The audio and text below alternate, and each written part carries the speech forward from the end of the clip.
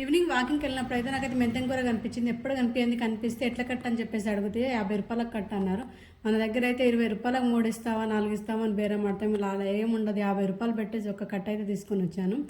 ఇంకా ఇంటికి వచ్చిన తర్వాత అయితే ఇంకా ఏం కర్రీ చేద్దామని చూస్తే నా దగ్గర మొలకలు అయితే ఉన్నాయి. ఎప్పుడు మొలకలతో అయితే సలాడ్ చేస్తాను, లేదంటే అలాగే బెల్లం వేసేసుకొని తింటాను.